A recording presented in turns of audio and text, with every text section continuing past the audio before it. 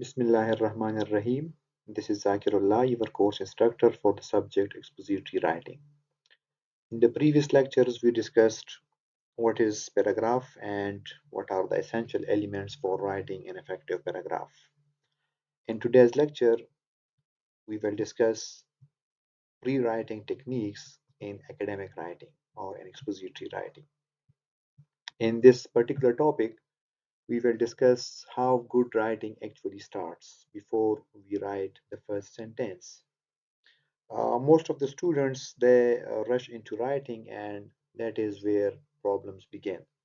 So this lecture will help you plan better. So let's move to the outline. uh, in this particular lecture, first of all we will cover what is pre-writing, then we will discuss the importance of pre-writing, and then we will look for the major pre-writing techniques. Also, we will discuss the appropriate techniques before drafting, and how to select suitable strategies for different writing tasks. So, as you know that writing is a process, okay, and it includes different steps. The first step is pre-writing. The second one is drafting. The third one is revising, and the fourth one is editing. And sometimes we also include publishing. So, writing is not a single step activity. Okay, it is not a one step activity. It includes these different steps. And pre writing is the most ignored stage. And also, it is the most important stage of writing any piece of information. It means that if your pre writing stage is weak, so it can weaken your whole writing. Okay, now what is pre-writing? Okay, so it refers to uh, the planning stage of the writing process. All of you know that pre means before, so it is a before writing stage in which we generate ideas, and also we clarify the purpose of writing, and then we organize these thoughts. And if there is an effective pre-writing stage in your writing, so it leads to coherent, focused, and well-structured writing. So before writing any paragraph, first you have to decide what to write and how to write it. Okay, so these are some of the pre-writing techniques. The first of which is brainstorming, second is free writing, the third one is mind mapping, the fourth one is listing, the fifth one is questioning, and the sixth one, the last one, is outlining. It means that pre-writing is an umbrella term, and under the umbrella of this pre-writing, we have these different techniques, these different tools. And you should keep this in mind that you don't have to use all of them every time. You have to choose according to your task and your timing. So the first pre-writing technique is brainstorming, which is a rapid idea generation technique, okay, in which a writer produces as many ideas as possible. But be sure that you should have limited time. You you will have limited time for brainstorming technique, okay? And also there is no judgment, which means that there is no right or wrong idea in this stage. Whatever comes in your mind, you have to put it on the paper. And in this stage, in this technique, we focus on quantity over quality. Okay, which means that what you have to write everything that comes to your mind first, and then you can judge it later. For example, if you are brainstorming about the topic that is social media, so you can brainstorm about these ideas: addiction, learning, communication, distraction, and so on and so forth. So later on, you can judge which ideas to include and which ideas to exclude. In brainstorming, first write the topic at the top of the page. For example, if this is your topic, the social media is your topic, so write it at the top of the page and then set a time, a short time. Okay. For example, you can set a short time limit for 5 to 10 minutes and then start writing. Okay. And you should not worry about grammar, you should not worry about spellings or relevance. Okay. You can write down the ideas and then you can review it, and later on you can select the useful ideas in this stage. Okay, the second pre-writing technique is free writing, okay, which is a continuous writing technique. It means that it is a time session, okay, there is a fixed time. So in that fixed time you write in complete sentences without stopping or without editing. Okay, and this is continuous writing. Free writing is continuous writing. There is a fixed time and there is no stopping or editing. Okay, now how can you do free writing?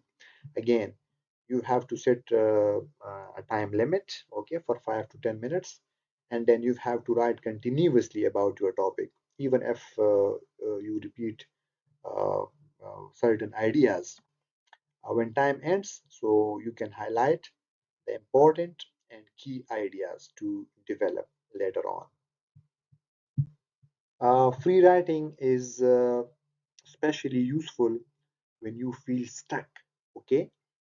And again, in this stage, you should just keep writing without worrying about the mistakes that you are committing. Okay, for example, if you want to write about online education, you can freely write each and everything about online education. Okay, that is, online education allows flexibility but creates challenges, and then you have to continuously write sentences, okay, whether relevant or irrelevant, and later on you can clean and organize your writing. Okay, the third strategy or the third technique in pre-writing is mind mapping. Okay, if you like diagrams or if you like visuals, so mapping is very effective. Okay, it helps you see the connections clearly. Okay, and it is all about visual organization. Okay, visual organization, which means that it is a visual way to connect different ideas. Okay, you have to write the central idea in the middle of a page, and then you can note down all the related ideas around it, and you can draw lines to connect them. For example, if you have a page, you can draw a circle in the middle of the page, okay, in which you have to write the main topic. For example, if the topic is climate change, okay, so write it in the middle of the page, okay, in a circle, and then draw different lines, 1, 2, 3, 4, 5, 6, and then note down all the related ideas, for example, causes, effects, and solutions. Okay, so in this way you can develop a network of different concepts.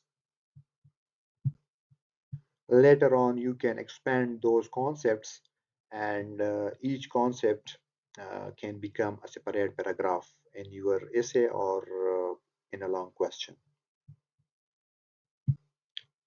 Okay, the fourth technique is listing, okay, in which you can make a list of different concepts, okay, using simple words or phrases. Okay.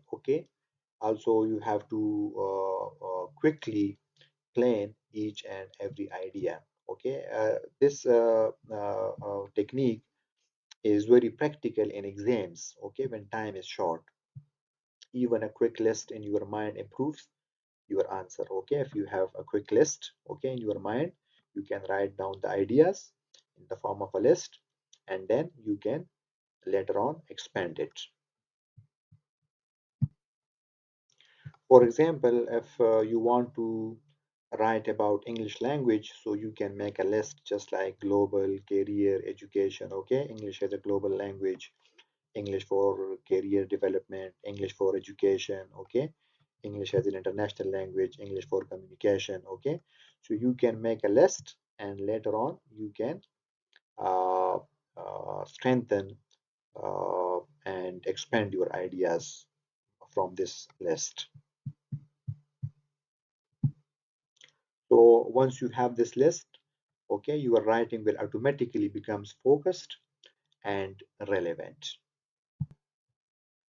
The fifth pre-writing technique is questioning, okay, and this technique pushes you to think critically, and it is useful for analytical and argumentative answers. Okay, it answers the WH questions. Okay, for in-depth analysis. If you want to study something deeply, okay, if you want to analyze something, so you have to question. Okay, the WH question, five WH questions and one H question. Okay, for example, if you want to write about unemployment, so you have to